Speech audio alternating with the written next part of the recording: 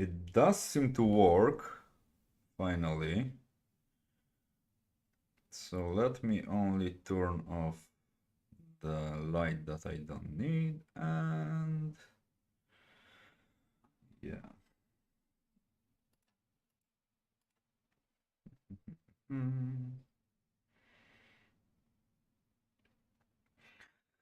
Okay, so everything should be working now.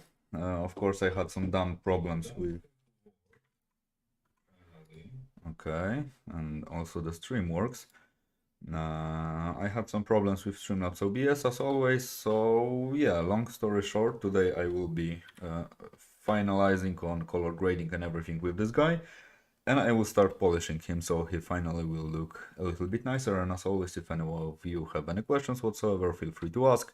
If you want to join the Discord server, the link is in the description and everything and whatnot. And for this paint over, I was lucky enough to get, I mean, for this guy, I was lucky enough to get a feedback from Sasha Believ. I don't know how to pronounce his name properly, but he is an art director in the company where I work in, and later I will also post the thing because they are hiring. So yeah, but I will post it later. And he basically showed me how should I grade the reference image and what are the maximum values I should work with. So basically this is my like reference that I will be working with. This is already graded image of the guy because I had to make 2 color adjustments to him, so he will be a little bit more like bronze, so he will have a little bit more colors to him, and I only need to remove some of this color from the leather and from the stick because I don't want the stick to be like that brownish, and the leather will be slightly more brown. But he showed me a lot of really cool stuff, and I will try to apply all those to this big fella. So the next thing I'm going to do is also to show you the feedback that I got with the paint over. Smart object, yeah. This is smart object. About the rest of the colors and how to make it slightly more interesting. So the general idea was to slightly like dim the environment, bring some highlights here and there, to bring some bounce lights here and there and whatnot, and to kinda increase some vibrance here and there. So he will be slightly more interesting to look at. And yeah, and that's pretty much all that I'm planning to do this session. So let me work on a copy, and generally speaking I will just try to adjustment, and generally I will just try to work with it and vibrance because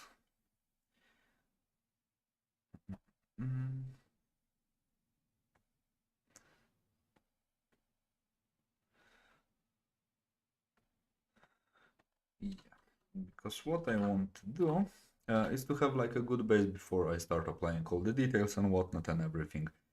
So there is that. And of course I will be looking a lot at this paint over, but it should work a bit nicer. So yeah, today I won't have any guests in here. Today I will be all by myself. But this is how today's stream will go. So it will be a little bit more casual and a little bit more focused on actually improving this guy instead of like discussing the interesting topics. But if anyone, as mentioned, has any questions whatsoever, feel free to ask them. Actually, also let me keep this guy in a smaller version somewhere, let's say in here.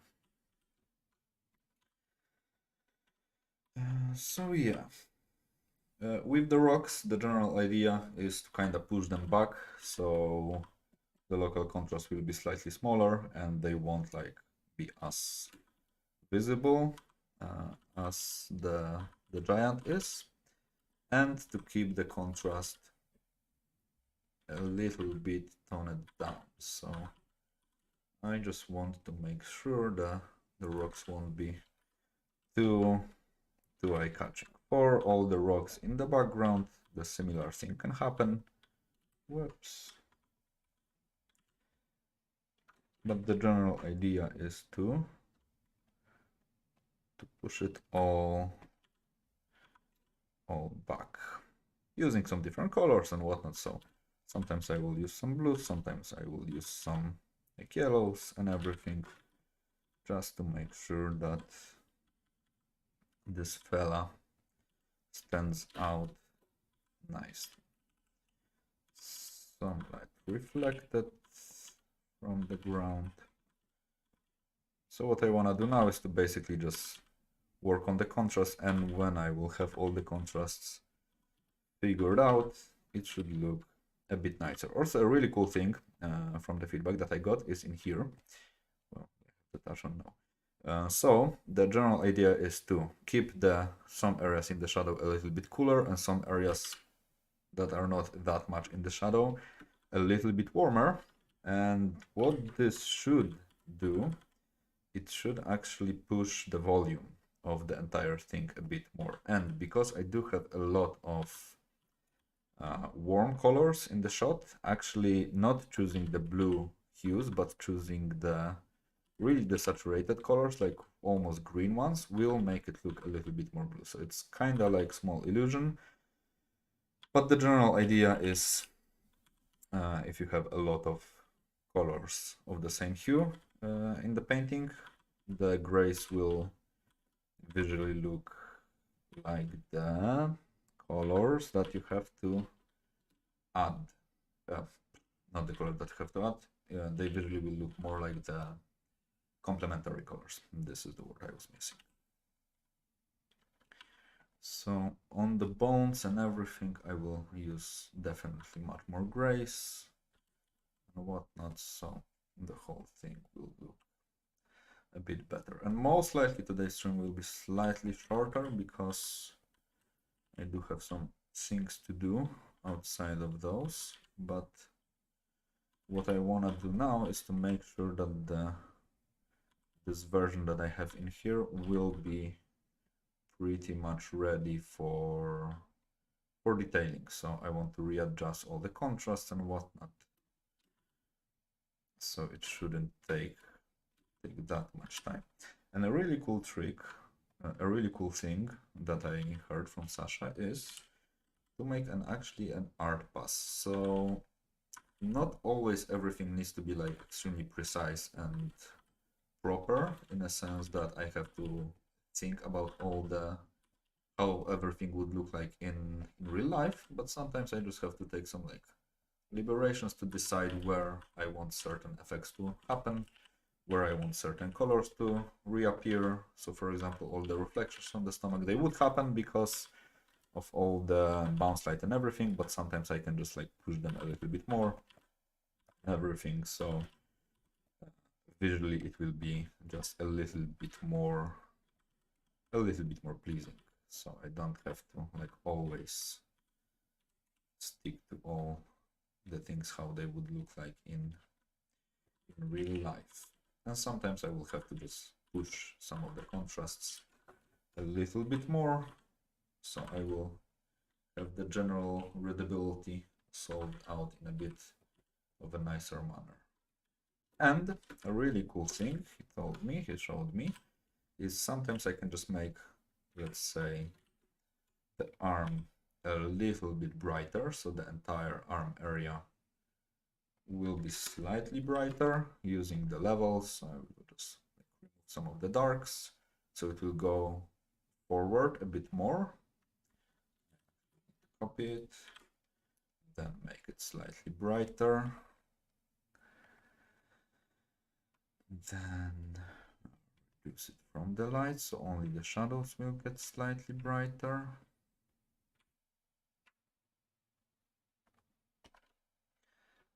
combine it, and then to make the contrast a bit nicer, to make the background a bit also slightly brighter. And with the beard, what I really liked that he added is this like touch of color on the beard itself. And also the beard, I will have to figure it out a little bit more because of all the highlights and whatnot. There will be quite a lot of stuff to do. So I will try to model it a bit more accordingly to the setup that I have. So I will have to simplify it here and there, and later I will have to add all the details that are necessary. So for example, for the hair, because they're a little bit more shiny, I can kinda imagine that this guy will kinda have a greasy head, greasy hair and whatnot. So the material is slightly different, so it will actually reflect a little bit more of the blue light. And because I want his skin to be like really dry, the blue light won't reflect as much of his skin as it would from the hair. But because also the hair are a bit oily and are close to the head, I can imagine his head can get a little bit of those reflections as well, because if he is touching his hands and his hair, he might scratch his head and make it a little bit more oily, which pretty much makes him look a bit more reflective on the facial area. And also a cool thing is, because this is the photo that he showed me how to grade, basically I won't go outside the values that I have in here. So if I want to render a certain area, like in this place, then I want to stick to the reference. I won't go outside the things, the values that I have in here. So even like the darkest spots on this ogre, they will still be within the limits of the reference. Another cool thing about how to make nice wrinkles on a stomach, I can just copy the area of the stomach, Control L it, just make it a tad darker, maybe slightly more like this, apply a mask to it, and just like re-erase. So the things that all the gradients and all the transitions that I already have will be affected by the change of the geometry. So the color will be a little bit more accurate. So I can now make much more wrinkles than I could previously, and they should look a bit nicer.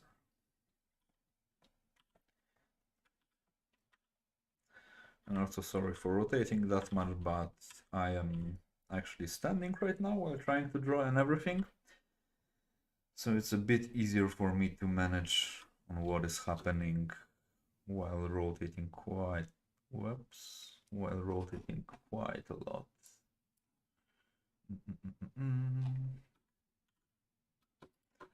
this will connect to this.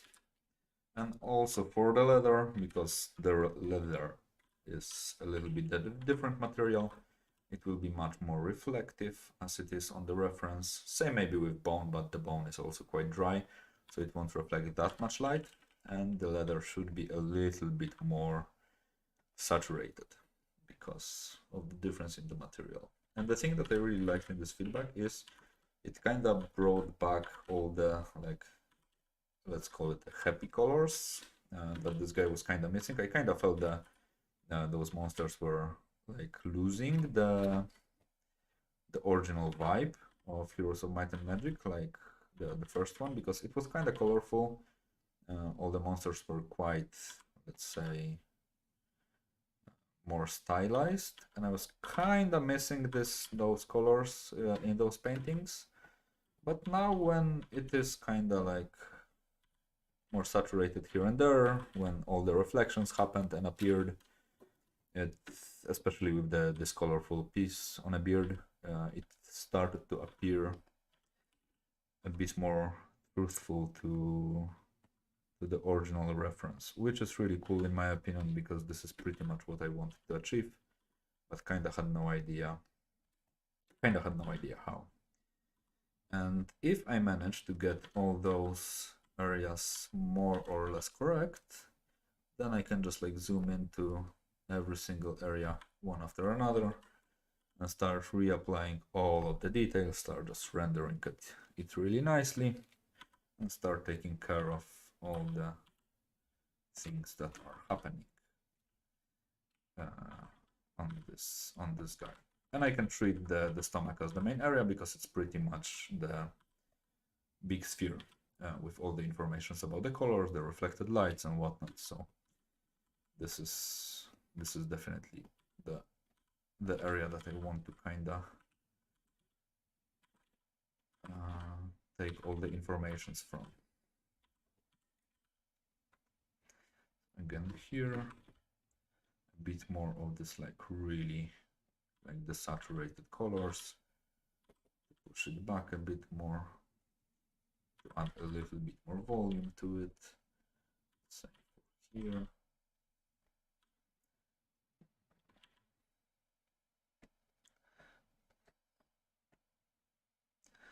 And then it will be just a tedious render.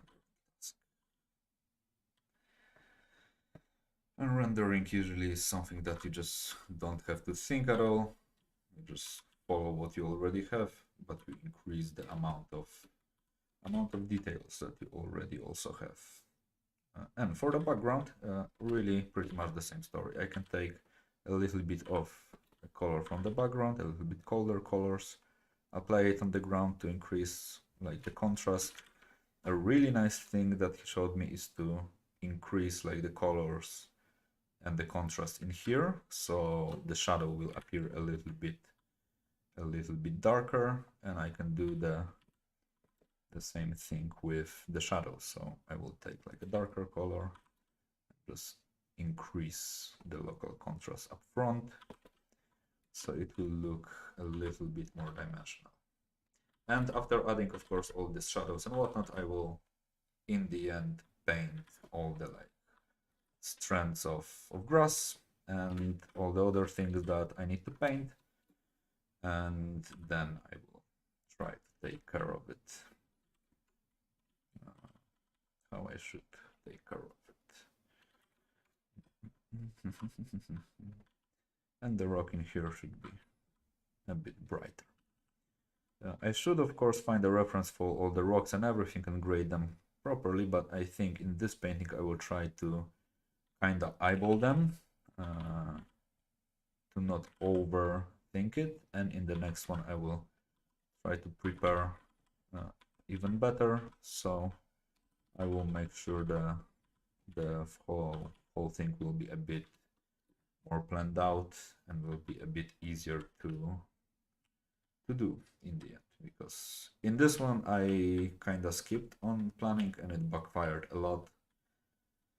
And because it backfired a lot, I had a lot of problems with pushing it forward, but now I do believe I finally do have all the information that I might need for this painting to make it a bit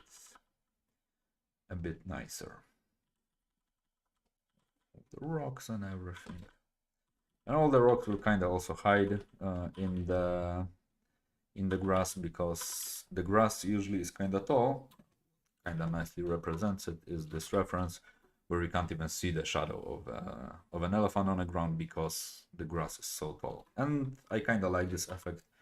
I feel it is something that I could utilize to my advantage to make it slightly nicer.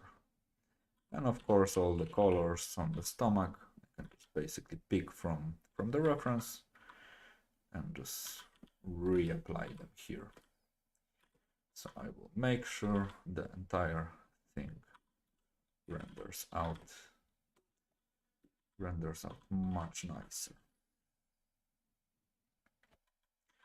For the bones, I can use the tasks that the elephant has. The highlights in the area that is important can be a bit, they can be pushed a bit more than they are now, because I want the contrast and everything on those areas to be biggest. And I also need to calibrate the screen because I have a problem to grab the things on the edges, and I keep grabbing stuff from the second screen, which is mildly annoying.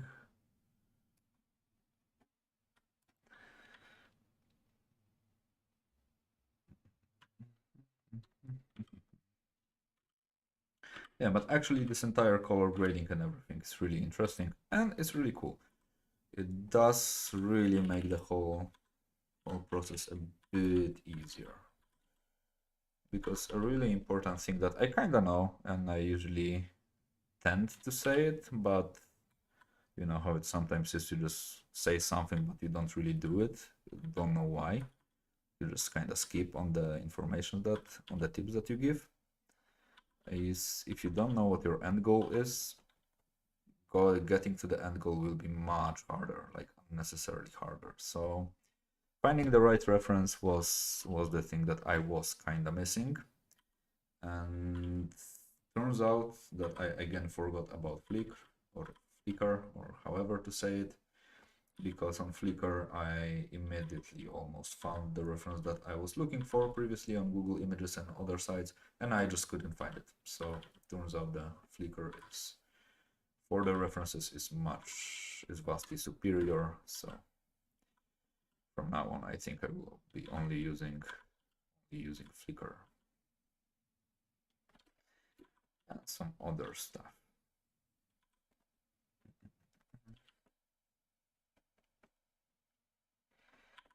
So here it should be brighter. And I especially liked the thing that it's happening to the cloth, that it should be slightly brighter on the bottom part, because then the contrast is not that big. So, and also a really important thing is to remember about the tangents. So this tangent don't really make a lot of sense.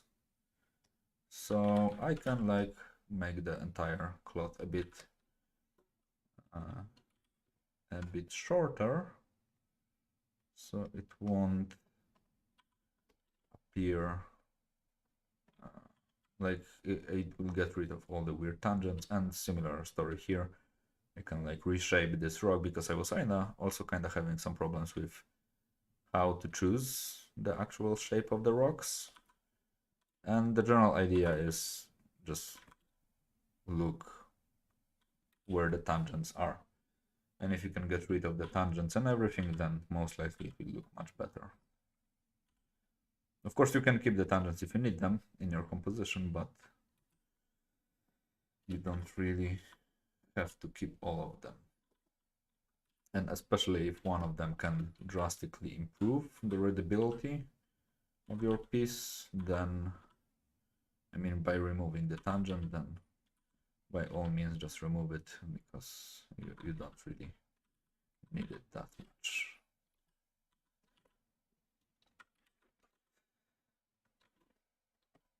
And this kind of proves again the fact that if you are stuck, if you don't know what to do, just ask for help, because it's much easier to actually deliver a good painting, to deliver a good artwork, if you know what you are doing. And I think I'm actually going to get rid of all the chains on the legs, because I kind of don't want this guy to be a sensitive slave.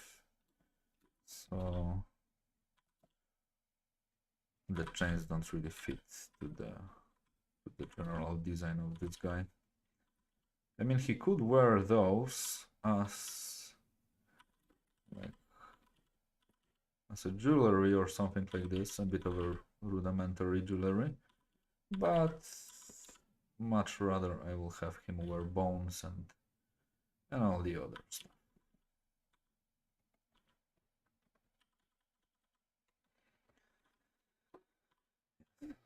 Plus.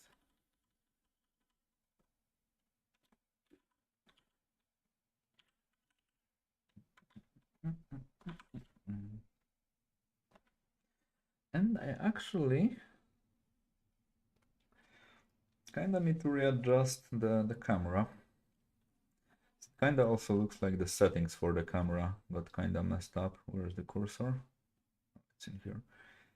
VJ capture device properties. Configure video. Yeah, it set up the white balance by itself. It turned off the exposure and it forgot about the zoom. Yeah, now the thing looks slightly better. Close. And what is also hard is to position the camera because it's quite far away. And what is also funny is I don't have any red light turned on, but it turns out the screen is kind of giving a lot of red light, which I don't know if it's good or bad. I think it should give more of a white light if I want the colors to be proper on a painting, but red light also is not that bad. Red light, warm light, pretty much. It's not that bad for the eyes as blue light, supposedly. So maybe this is actually a good thing that the screen is a little bit more red, like camera, especially when it does not really mess up with all the other stuff that I do. A bit more highlights on the knuckles, some veins, some veins on the forearms.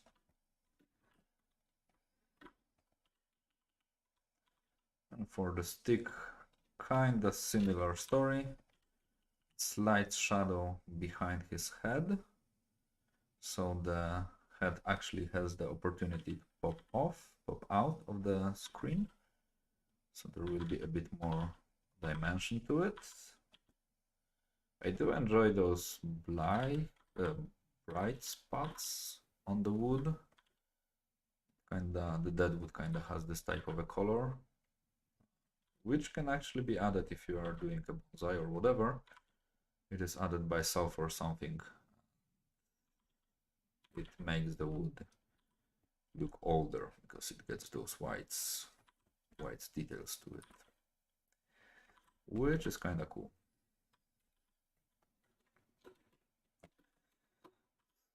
Yeah.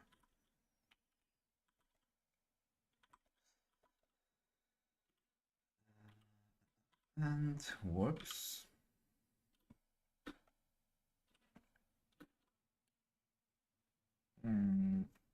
Okay. So as you can see, this is where we are now and where we were. So I feel the entire thing looks much more promising. And definitely it feels much more in control.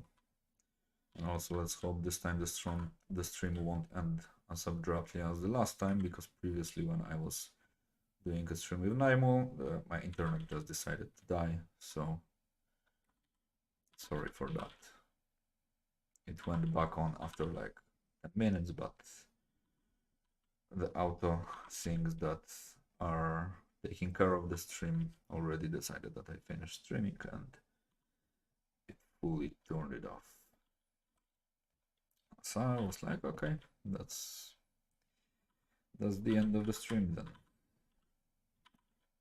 And in the end, when I will finish like rendering everything, when I will do like the nice render and whatnot, then I will try to add all the scars and whatnot, all the damage on this guy, so it actually will be a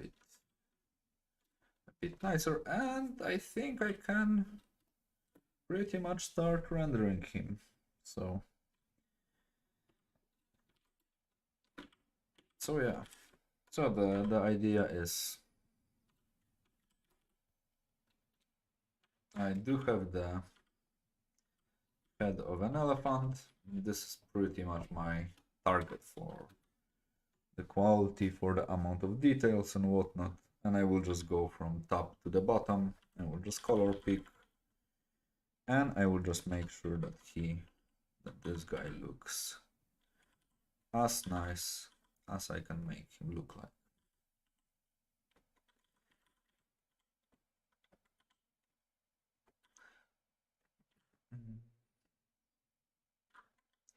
Also, if anyone has any questions, feel free to ask.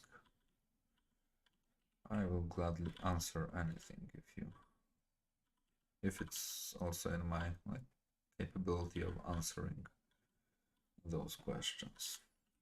And also because I wanted these guys to be more like a silver, this metal parts in here, those can get actually much brighter here and there, and definitely they will get much more reflection out of the sky.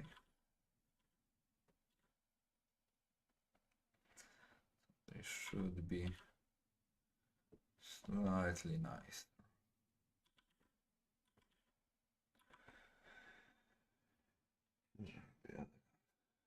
Hello.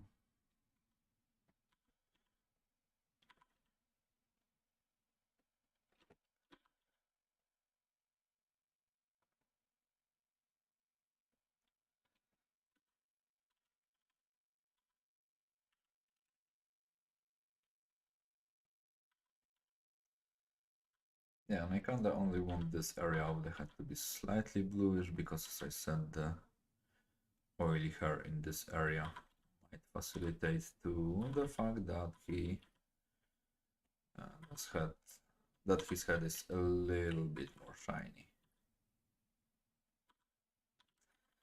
The highlighting here, and just because this is like the main focal area, the highlight can appear in those parts. Those highlights are kinda out of my value range, but in here they can happen on a nose, on his cheeks, and everywhere else.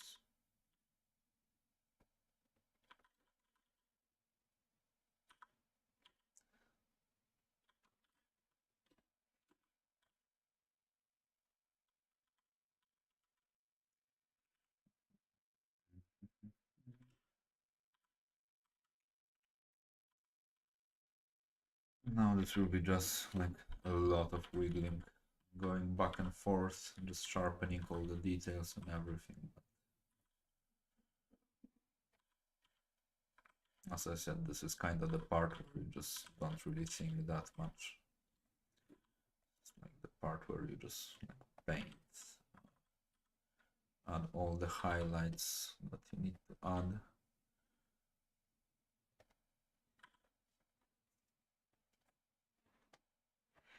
Whoops.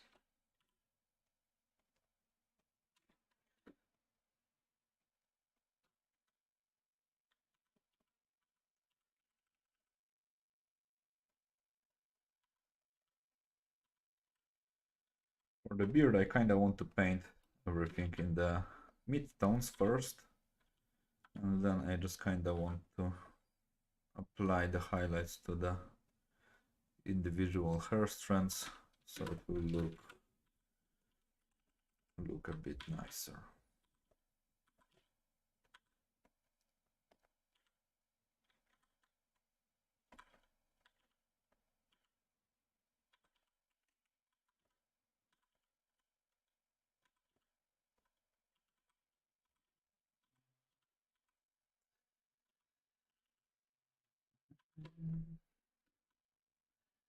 And a nice shadow area for the tusk, because also the tusks are kinda slightly hidden in the shadow in here, so at least I know what more or less the correct value is for what the correct color is for the tusks. So as you can see, they should be much browner than I thought they would be.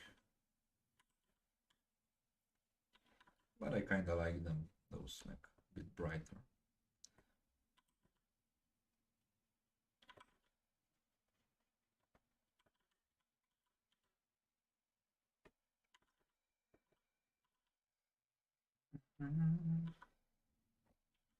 And I really do like those like yellow color splashes that the tusks of the elephant do have. I have this like nice texture on them that makes the entire thing a bit nicer, like those dirt type of things on them.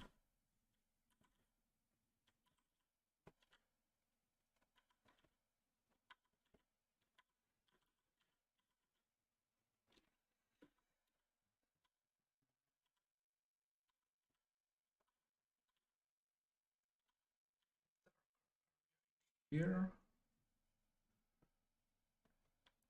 push the tusks a bit more to the front.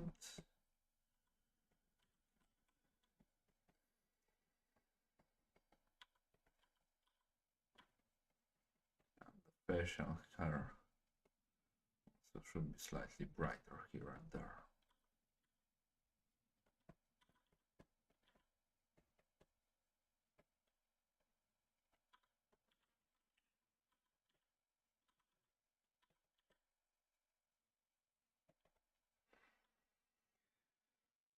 This is again one of those things that I hope one day I will have enough of funds and everything, so I will be able to, let's say, do a painting, write a nice brief about it, and then commission it to like the best pros out there, just to see how differently they would approach the same topic, how they would render it, and what they would do with a really similar type of a painting. So I always wanted to do it, and also getting a feedback is the thing that I really like, because then I can see how differently someone is thinking about the same thing that I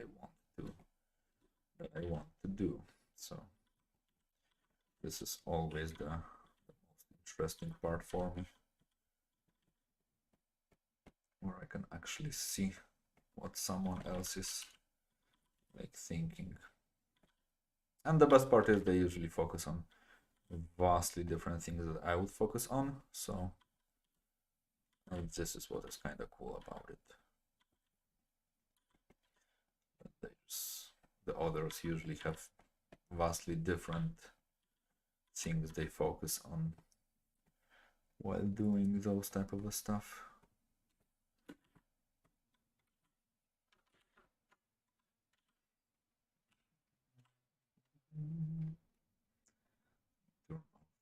Other giant. Clean up some areas. In the end, I will also add some flies around him, because I can imagine this is like one of a stinky type of a guy. I actually don't know how clean, in a sense, elephants are, but I can imagine they might have this really specific type of an odor to them. So some highlights from the sun. So I can imagine the elephants to be actually kind of clean, but to have this distinctive smell. I have seen elephants in real life several times, but I absolutely don't recollect the smells around them. I guess most likely it's just similar how things smell in the more rural areas. Yeah.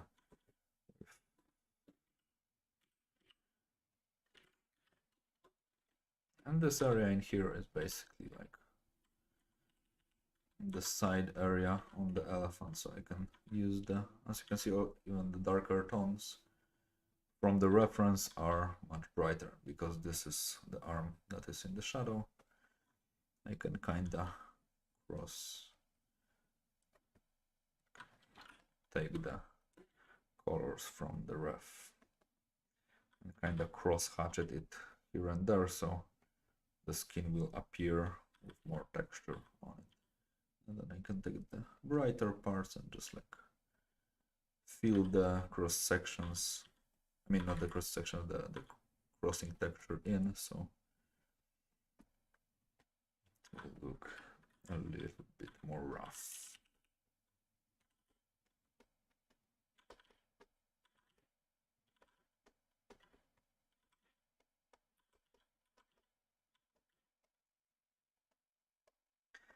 Actually, painting her is, I think, the hardest thing, because you just kind of have to like sculpt all those and keep in mind to not really like overdo it, because it's one of those things that is really easy to be overdone. And the thing that I definitely don't want to have is to keep this like really uniform type of a shape in here, so I don't want to have like this clear shape in here. I kind of want it to be a little bit messy, a little bit more messy. And because the main light source is from the right, I can imagine the left part of the hair will be slightly darker, so kinda need to remember it. And I guess in the end I can always like go over it like several more times, so it will look nicer.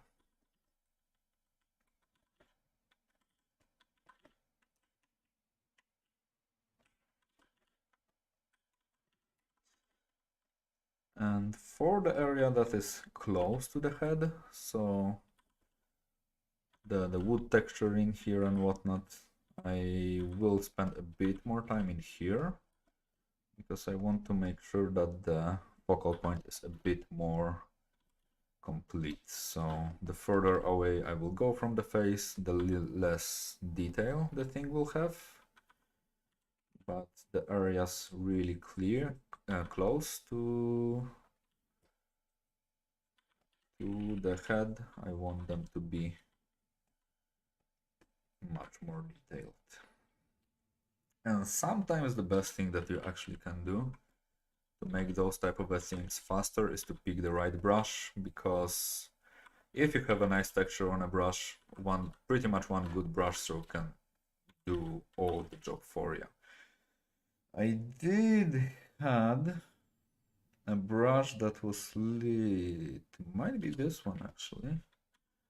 It's not this one, but it is kinda also okay, because it does leave this like nice type of a texture to it. So some sort of a wiggling here and there from it. I guess it's just a nice starter, but it's not the one that I thought about. Might be this one. Oh yeah, it's this one, because it does leave this kind of porous type of a texture. No, it's not this one. That one was kind of like leaving the really low quality type of a stroke. But I don't remember. Maybe this one. No, but this one also doesn't give a nice wooden texture to the thing. I was actually kind of thinking about trying to make or find a brush set that will be a bit more with the low res type of a thing, so where I will paint with it, like everything will look kind of like you have those old games and old textures and whatnot on it, so they all look kind of like blurry.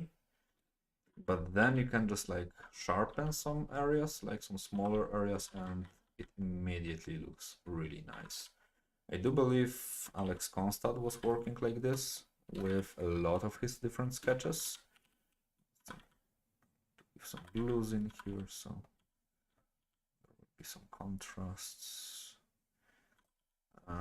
Where he did, for example, a lot of the light type of scattering on ground with low res brushes, because it really nicely fit. It was a really nice fit to the topic. And this is also something that, as I said, I always really enjoyed, so maybe I will try to experiment with it a bit more.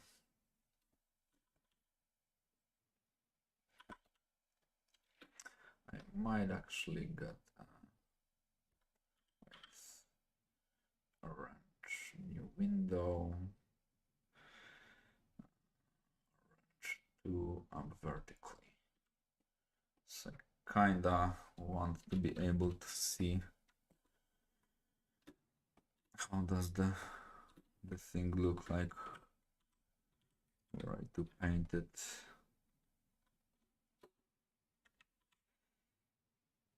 Will the both actually flip? I do want to flip the canvas, but now I kind of wonder if I will flip one, if the both will flip. Yeah, they both do. And I want to flip the canvas because I am right-handed, and if I am painting this area with my right hand, actually obstructing the view with my right hand, so I don't really see what I'm painting, and it's no bueno. I like to see what I am doing on the screen. So yeah.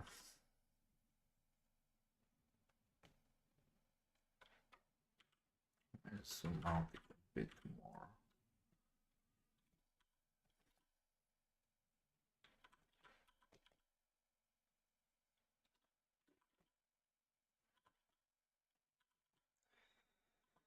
And because also working while you are zoomed out, it gives you this huge advantage that you can see how the painting works. So actually dividing the canvas into, like, having two canvases really allows you to quickly see how the thing is progressing and if you are going into the right direction. So this is what I'm actually going to do quite a lot from now on. Also, sometimes I see when people are painting, they are using a lot of really sharp brushes. So for example, brushes like this one, because they do leave those really strong type of the shapes. And the cool thing is, if you have a really good colors in your painting, then this will give you like tons of good details. The bad part is, it is really hard to use those brushes because they tend to be kinda unpredictable from time to time, and you really need to know what to do. And because I don't know what to do, I will try to fake it, and maybe it will work, maybe it won't work, but we will see. Maybe I will actually learn something cool, so time to kinda experiment with it. And I like this brush in particular because it kind of feels like inks. It has this like really nice brush stroke to it. Feels like kind of heavy and really full. I don't know how to better explain it. And I do believe this is a brush of David Raposa, like from one of his older packs, because I do know I do have this brush for a really long period of time right now. So, and I use it to really do everything that Raposa did back in the days, because as far as I remember, he was always like one of the best tutorial makers out there. And also, if you're wondering what tutorials to buy if you don't have like a clear idea, I do highly recommend everything that he puts on Gumroad and whatnot, because it's just a really nice quality of the tutorials, and he does cover a lot of interesting topics in there, so it's good for the background noise if you are working and just want to feel the void of emptiness, of the empty sound. Maybe kind of like those streams, but in here I don't really talk about a lot of life-changing stuff. So yeah. Also, if anyone is new in here, feel free also to mute me completely, because I will just talk for the sake of talking and just enjoy drawing alongside with me, because this is the general idea for the streams. And if anyone wants to also get a critique of their artwork, feel free to send me the link. So I will try to, so I will try to maybe paint over it, and maybe I will give you some valuable pointers. I don't promise anything, but it might happen that the critique might be somewhat valuable, or might get you unstuck, because as I got unstuck with this piece thanks to the critique of Sasha, then maybe I can do the same for some of you.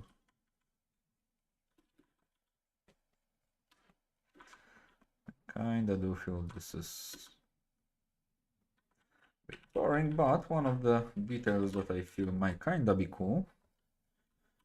Maybe when he is just like walking with this log so close to his head, I can imagine him kinda like pulling out some hair from his head. So maybe actually adding some of the like debris on it, some things that kinda hang from it,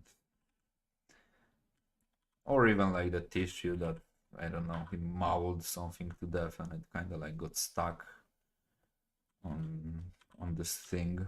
This would kinda make quite a lot of sense. So the debris that is kinda hanging from it will kinda be justified.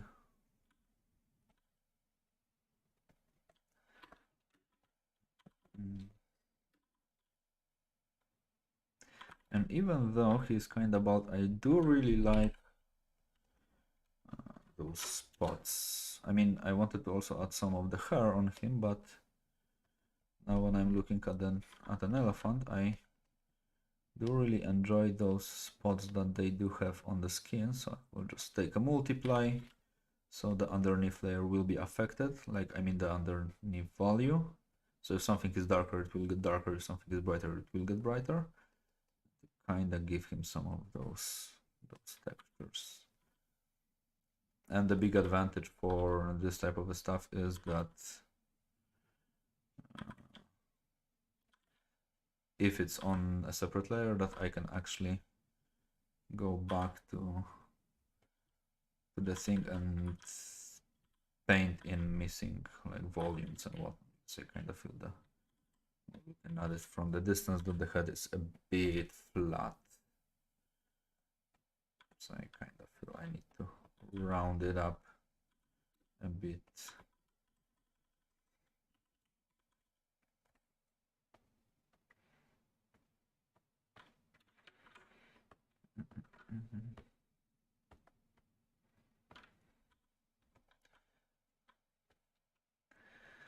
Am I having a layer somewhere up there? I do.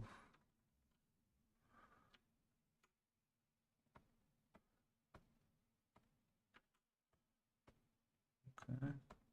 This is the layer. Yeah, this is the layer. The highlight, I need to move it slightly to the side. Where is this coming from? Why do I keep having like those smallest details somewhere in here?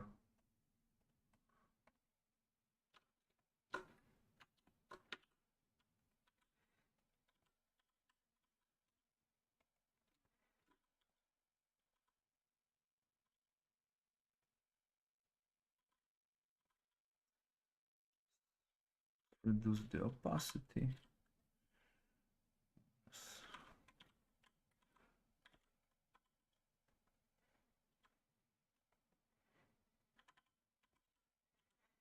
And for the shadows also, a thing that I really like, I mean for the wrinkles, is this brush that basically does this. It's one of the best brushes out there, period.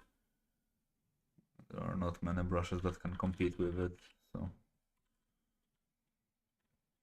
for adding all the small details, all the small wrinkles and whatnot in like a local thing where you don't really need to make it follow, like where the changes are, how to say it, where you have value changes of the objects but they are so close to each other that you don't really have to like make those tiny changes as on the stomach area.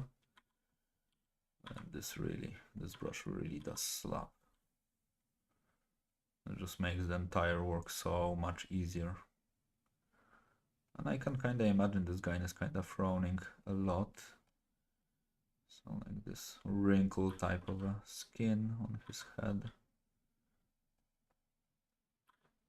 And some highlights. on those wrinkles. This is something that will give him the proper like hardened look.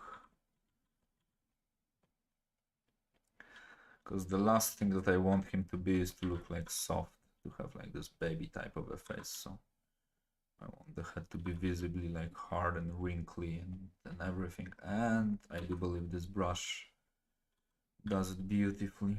Also, it works really well with highlights because it also adds this small. So let me increase the opacity. It also does add this small like roundness to everything it touches, because if you go like this, it has this like gradient type of an effect on it. So it does a lot of good work with all the details.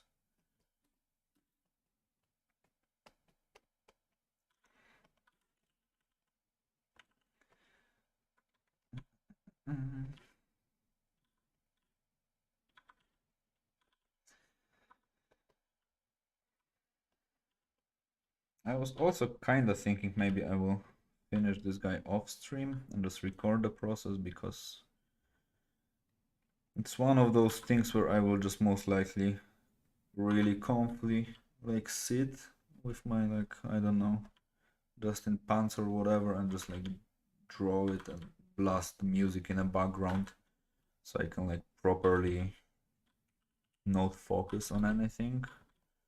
Or I might actually render it if on stream, but then I will need to ask some friends of mine to maybe be a guest on the stream, because then when I can talk with some of them, I can also properly turn my brain off, which usually facilitates as a good thing for rendering, because I won't be able to overthink any of it if someone else is on the stream. So I will just keep talking and stuff like this. And also this is kind of a thing that might be sometimes a bit problematic when the channel is relatively small and there are not a lot of people in there, that you kind of have to think about the topics you want to talk about, and the thinking about something while doing something absolutely else is sometimes a bit hard. Kind of feel that this wood is a bit too red in here, so I need to kind of like change the color for it.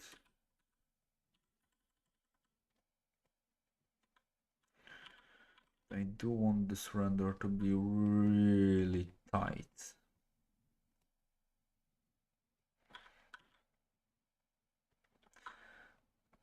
But to also have all those small nice things going on in here on the surfaces, so the surfaces are not like that uniform and boring. Because one of the things that I was always guilty of is I had the problems with how to introduce different colors to a relatively similar surface. So for example, this entire horn, or tusk, or however to call it, when it's attached to his head, won't really have a uniform color to it, but I always liked, I mean, I didn't like it, but it always happened to me that I kept keeping it like really uniform in color, and it does not look good.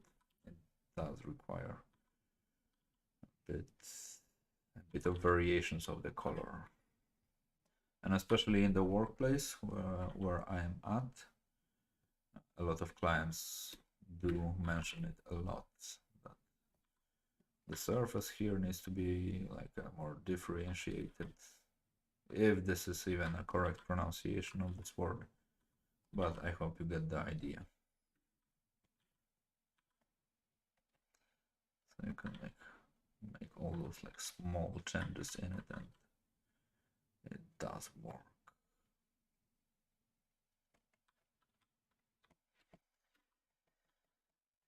But one of the things that I like most from the entire overpainting that I got, paint over, I mean, not overpainting, is this like red hue on his beard, this like strip of red color that's happening here. This is definitely my favorite detail on this guy. It really does add a lot of character to him.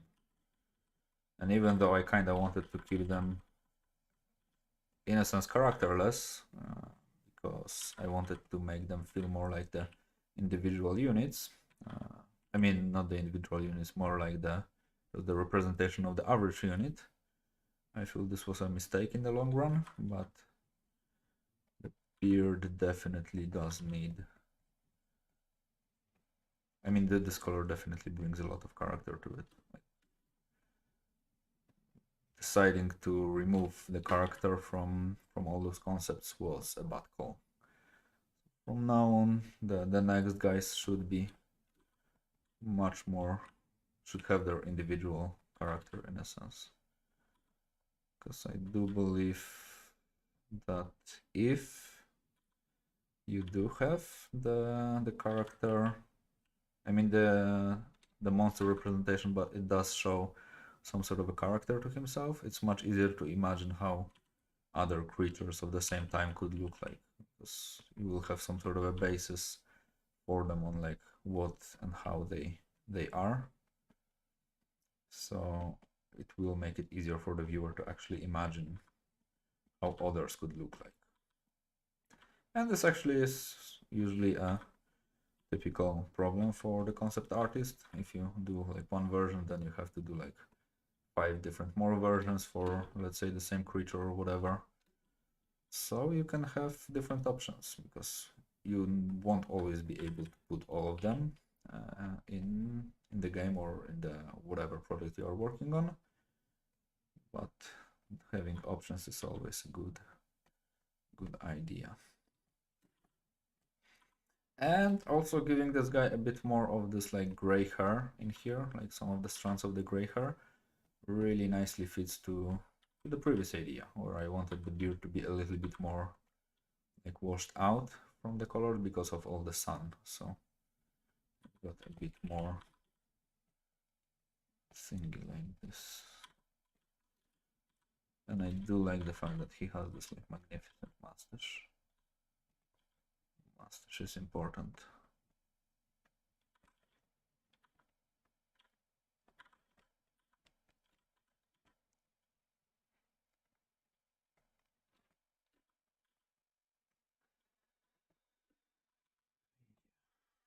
And I kind of feel that to finish this entire guy,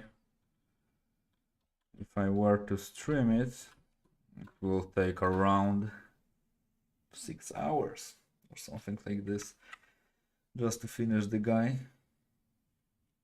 But for the entire environment, I have no idea.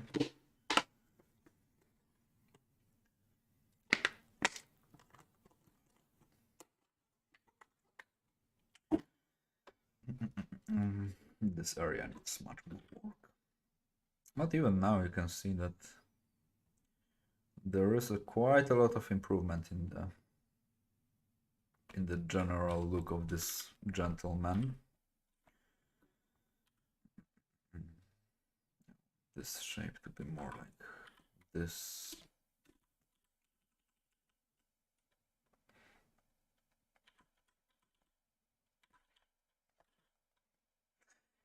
And on another layer I can add the hair pointing here and there, up and down. What is also really cool about creatures like this is, for example, for the hair, you can kinda paint them any way you want, because you can just say they are so thick that they will just keep this shape as you just imagined it. Kinda feel this area should be a bit brighter. So maybe we'll just go. We'll just take the light color, make it brighter, soft light a bit, just tiny bit here and in here. slightly darker here and reduce the opacity. Let me duplicate him.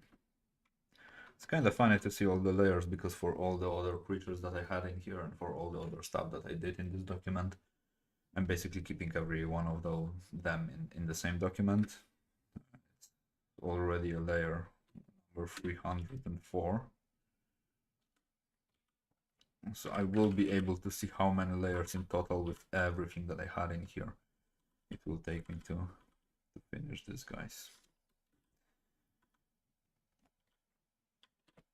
And for the test area, I need to remember that I don't want to go over the values that I have on the elephant because this is not like in the focal point.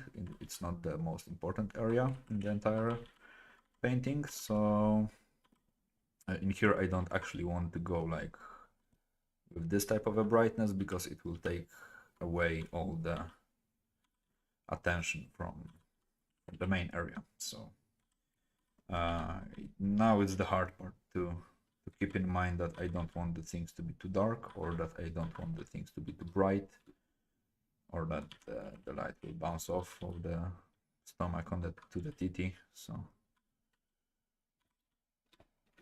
now is the moment where I really need to keep in mind what I am doing to not mess up the entire value structure of these guys.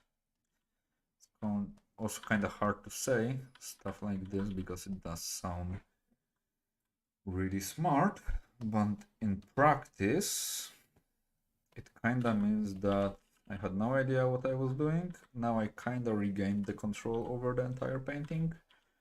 Now I'm just trying to not mess it up again and not to lose control again over it. So, because this is actually the hard part. Now, to keep it intact and to keep everything as I kind of managed to plan out and as I got the help to plan out. For example, this forearm might be already a bit bright in some areas. Also, a good thing is when you are painting more fat type of creatures, like this elephant type of a giant guy thingy, because they do have much more volume on them. And if something does have a lot more volume to it, it's a bit easier to paint it because you have more like general area to work with. So if anyone is wondering and if you want to paint something or draw something but you are not sure what, I would highly suggest you to paint more of the buff type of characters because they are just a bit easier to paint. Because if you have like this guy, like in here with just a giant spherical stomach pretty much, because this guy is just like a walking sphere, it will be light years easier to paint than, for example, a guy who is extremely skinny and where you have tons of different like bones protruding or whatnot. It's just easier to manage overall.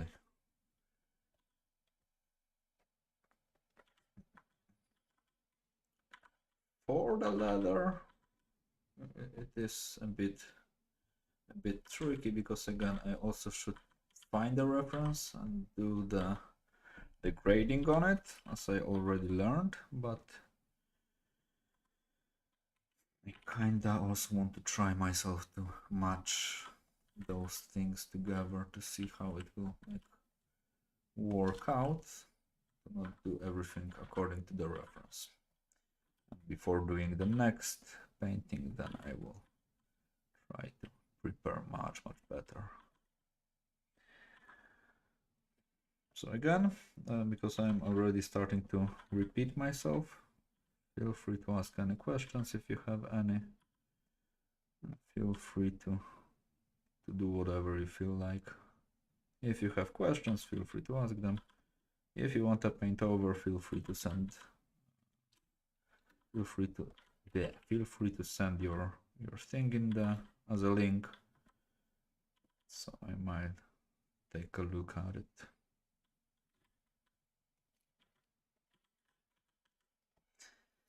Yeah, this is a brush, and this brush is actually kind of cool. For the leather, I kind of wanted to have some texture on it, so I might just take a texture brush, like select this entire area and just like slap it with some like heavy texture. Actually, brightening with the midtones. This is a cool trick, especially if you have like the entire thing. If you want to kind of add some different texture to it, just take a brush that has a nice texture to it, set the thing up to increase the midtones, and then when you make it actually brighter, it will make it brighter with like this brush strokes in some more random areas. If you have more randomly placed some brush with randomness to it, so it might actually incorporate some details that you might not use otherwise. I feel like I do have a problem today with thinking about the words and using the words correctly. I don't feel like the sharpest tool today in the shed.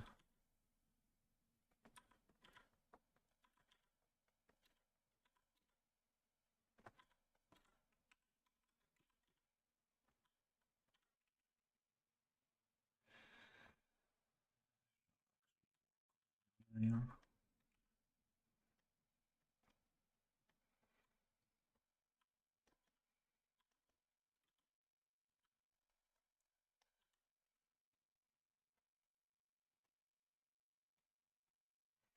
And the flow is really small.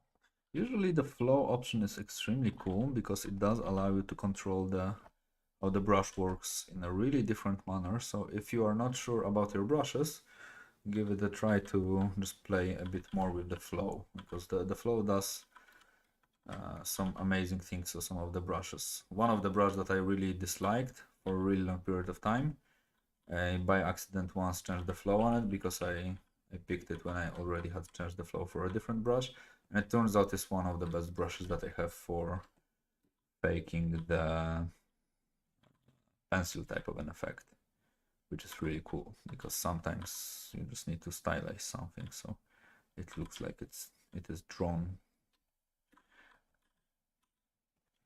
Here this area might catch a bit of light. The rest will be pretty much in the shadow. So this area in here also might catch some of the light.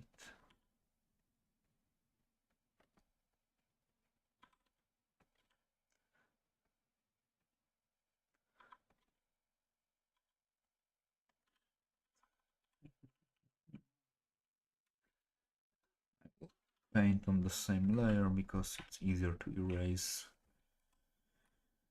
the unnecessary edges and things.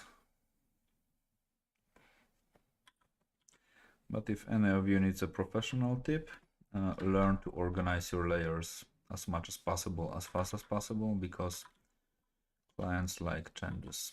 So the more you can change at every single stage of your painting and the easier it is to change, the better off you will be while actually doing pretty much anything, because changes are inevitable.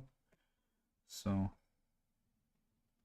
keeping the file editable easily is one of the most important skills that you might have.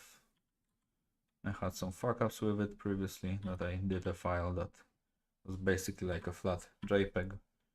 You just couldn't edit anything on it, so don't be me. Organize your layers, organize your files. You will need it sooner or later. And sometimes even it might like save your ass, because nicely organized document that is easy to edit. It's just much more pleasant to work with.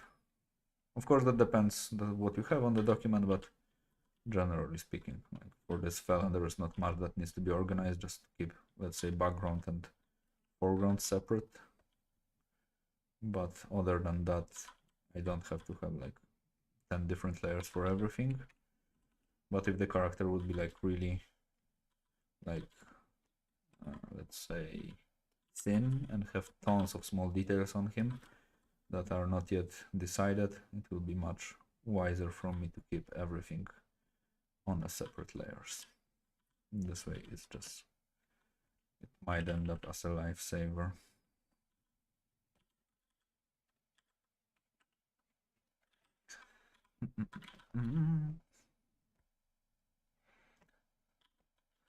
Also, the chat today is really quiet. Might be one of the quietest streams that I had in a long time.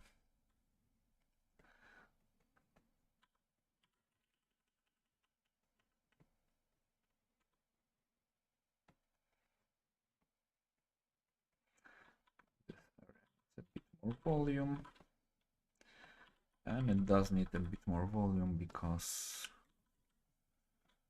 it is some sort of a bride.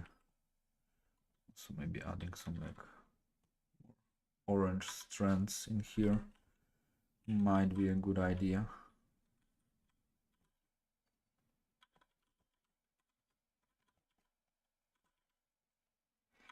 Also, while I'm doing the hair, I kind of try to, because this is again one of the things that is kind of obvious, but if you don't say it out loud, you will just keep forgetting it. I just try to keep the general hair groups as a volume, not as the individual hairs, like the individual hair strands or whatever you will just paint in as a detail. But when you are actually doing the painting, just remember this is the geometry as every other geometry. It just has this really not typical quality to it, that it has a lot of like openings in it.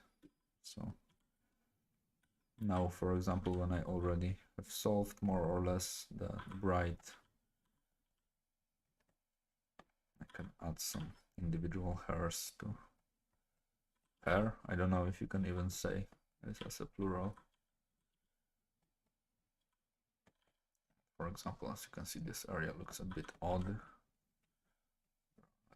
not enough things happening in here. Yeah, what's in here I do? I just want her in here to come out more as a bush. So you can kind of see that they are like clipped with something.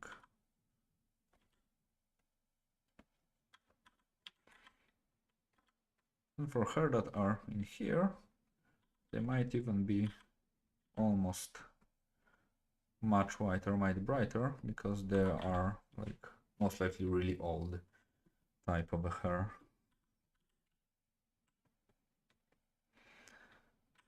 And also don't be afraid to paint over the stuff that you have already like painted. So if I paint the hair, but if I decide that I don't really like the general geometry in here,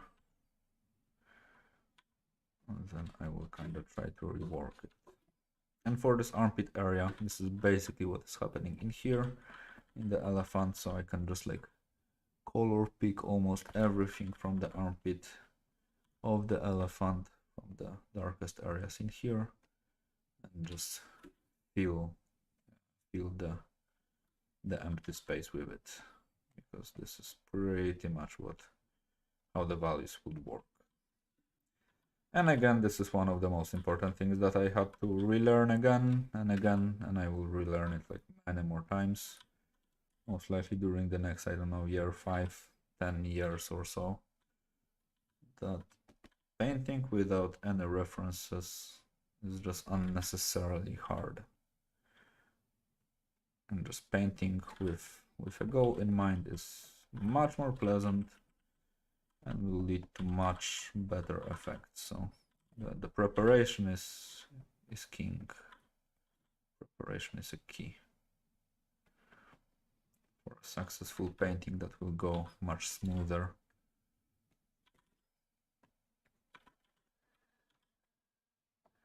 Oh, hello, Henrik. Thank you. You might draw it in your style. I kind of wonder how you would do it. I was talking previously that it will be cool to see the same thing done by a different artist, to see their approach on it. And ogres are kinda close to goblins, so you might try it. I kinda want to give him a nip. I have no idea what colors of nipples do elephants have, but and how the nipples of elephants even look like. I am kinda afraid to type it, and I don't think I'm going to do it. But I kinda feel like making a bit of a darker areola. Just like painting some off like this. So I kinda want him to give him a. Looks kinda disgusting. I kinda want to give him a piercing, like a bone piercing on his nip. Because I mean, why not?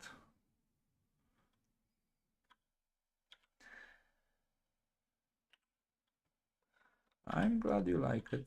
Also, if anyone is not familiar with Henrik artworks, just go there and like them, because you are missing out if you don't know what he's doing. So let's give it a go.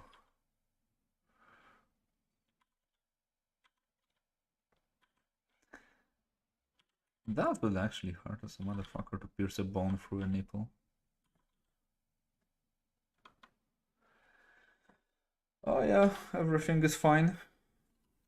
I'm standing while drawing, so now when you asked, I kinda started to feel that I was standing a bit unevenly, so I had to reposition myself. But yeah, other than that, everything is really cool. And another nip. This is also one of the things that I always kinda missed in games, that they do often skip on those, like, let's say, gender features in the monsters and everything. Like, you had tons of monsters that were kind of like genderless, that maybe just had a bit more muscle and they look masculine or feminine, but a lot of monsters just don't have like stuff like nips and whatnot. So you have to. I mean, I always like stuff on because, for example, I do remember once when I did a drawing like really longest time ago of some sort of a troll or whatever, and I felt like, okay, you might be afraid to fight a troll, but now imagine the sheer terror of like fighting a troll that is like naked, and you know what is also swinging with the troll when you're trying to fight it, and you know what might happen if you lose the fight. So then the monsters get like 10 times more scary if you actually think about it. So, because I can imagine ogres or trolls might be pretty rough in certain aspects of life, and if you are the adventurer who has a really bad luck, the adventure might end up in a really unpleasant way. And this type of a thing is really often skipped while designing a monsters. Actually, designing a monster with like the entire like life cycle of it and the entire environment and the behaviors and whatnot. This will be the most interesting thing to do, to think how they will live and what they will do and whatnot. I kind of wish there was a need for stuff like this, because usually there is just like no need for, let's say, projects to be that in depth. mostly matters only in games like, let's say, D&D or whatever. But in movies or in like computer games, it won't really matter that much. Maybe for some really advanced D&D type of a game, maybe then it would matter. But it would be a cool thing if they would do a game where you just have to learn about some like monsters, their behaviors and whatnot before you even like start attacking them. Or if you just decide to live among them, so you will have to learn their ways of living and their ways of doing stuff.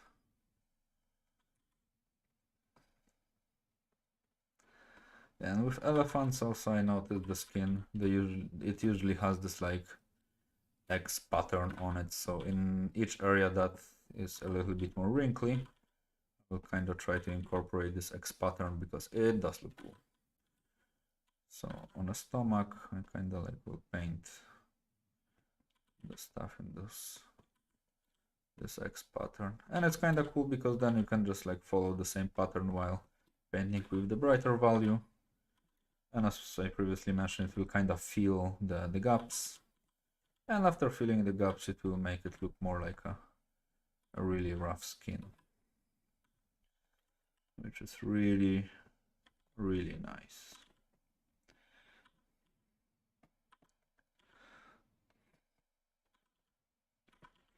This also kind of reminds me from the boys in the Trailer Park Boys, with the part of like, are you looking at my gut? Yeah, I do look at your gut because it's fucking huge.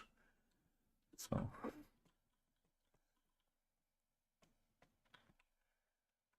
those guys do have huge guts. And on stomach especially, as you can see, there's like this really cool long patterns on it. I kind of want to give those like hanging type of a pattern on it to make it visible. I can just like take a darker value and just like slightly suggest it here and there. So it does feel, it does fit the general character. Like the gut is really like heavy, so it's like stretching the sides of the stomach. And the top part needs to be slightly brighter because now it kinda is getting lost with all the textures. I kinda painted too many of it. Too many of the individuals like brush strokes. And on top of that I can always add those liver spots on the stomach. I don't know if on the stomach they are also called the liver spots, but it's usually a really nice type of a detail, like the discoloration of skin.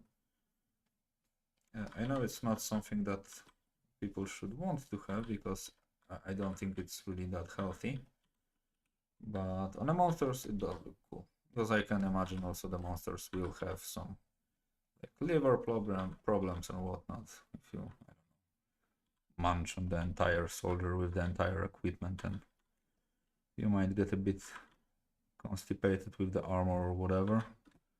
But I can also imagine you might end up having some liver problems if you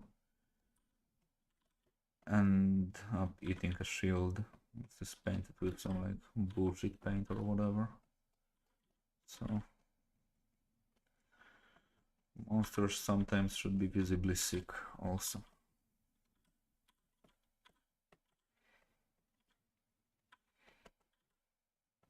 And even to apply some things sometimes in a design, like let's say the ogres in a wild are really wild and aggressive or whatever, but when they are living among humans they are not really that aggressive, because for example in a wild they do have a tendency to have like a broken teeth or whatever, to have problems with their teeth, and the pain from their teeth facilitates to the fact they are aggressive. And when they live among humans they take care more about their dental hygiene, so they are not that aggressive. And all those small different ideas, definitely when writing about monsters, those type of a thing is interesting. But also when designing a creature, for example, you're trying to design a part of a world or whatever, having those type of a small cues or even small ideas about the design, you don't even have to like visualize them, but they might give you some more original type of a thoughts. So for example, instead of, I don't know, this guy having really like hard teeth or whatever, maybe their teeth are just like shit and they're falling off. And it will always allow you to create a little bit more interesting type of a design, something that will visually be a bit more original and will have some reasoning behind it. If there's anything that I always enjoyed in design, if you like have the reasoning about some different stuff figured out, like when someone asks you a question about like why this is like this, and you can just simply answer because of this and that. It is a nice quality works in the paintings. I kinda want the thing to go like this, the wrinkles to go kinda like this. Now they kinda are intersecting in this odd manner that I don't really enjoy. Kinda want them to go more out from the side, to like wrap around the belly. And this is definitely where having the big version and the smaller version helps. Like, I mean, the slightly zoomed in version and zoomed out version on the same screen helps because I can focus kind of on the details, but at the same time I can see everything that is happening on the side, which is helpful, to put it simply.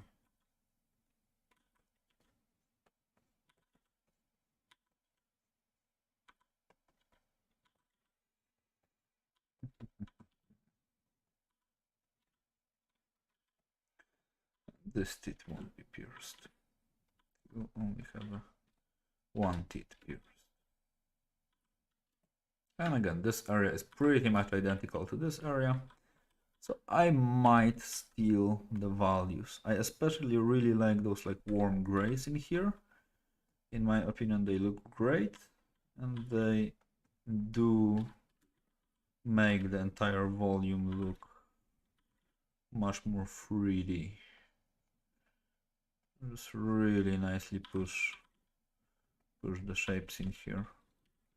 Let me also move this fella because this arm also on the bottom might get a bit more bluish to push it slightly back.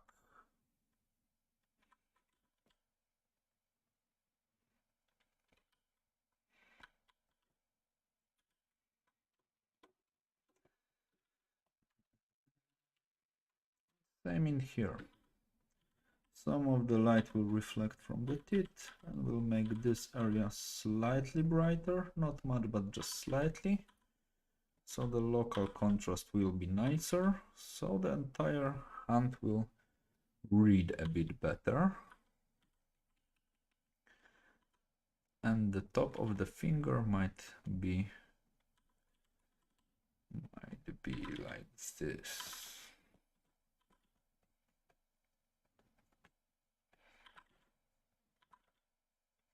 Actually, this will be kind of a cool thing to do. Let's say to have another artist who is also streaming and let's say think of some sort of a design idea or whatever to like give a really rudimentary brief of, I don't know, let's say a dragon from the swamp, and to do the briefing first individually, do the like, I don't know, sketches, everything like 3 hours or whatever, and then to compare the results, like the thinking process, what is the ideation, what is this, what is that, why that way, why this way, why this not another way, have you thought about this or that. This will be cool to see how different people problem solve different things.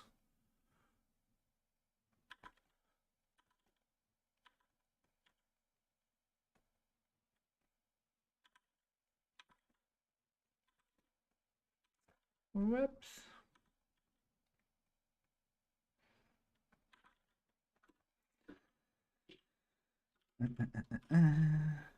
Yeah, but I do feel this guy now looks light years better than he used to look like. Yeah, I think I will call it today for today, as I said, a bit of a shorter stream. But to compare the differences, this is how he used to look like, this is how he looks like. So a lot of color appeared on him. A lot of stuff happened in here that I really do enjoy.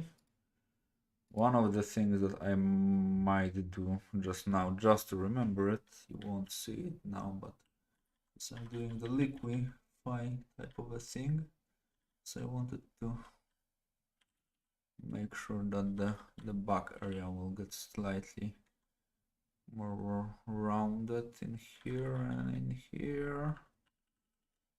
Maybe this gut will be pushed a bit and this area slightly down. So just a small change in here in the shape. And yeah, I guess next stream I will do the entire arm, next stream I will do the arms, finish the weapon.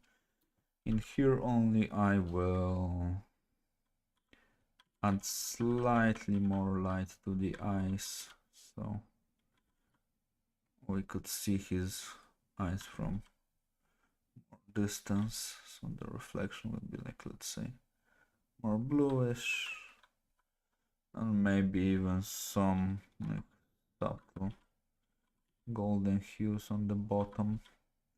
I don't necessarily want his entire eyes to be visible, but just like this brighter hint might be enough, yeah. So they are just barely visible well zoomed out, so you can see there is something a bit more wet in there that is happening.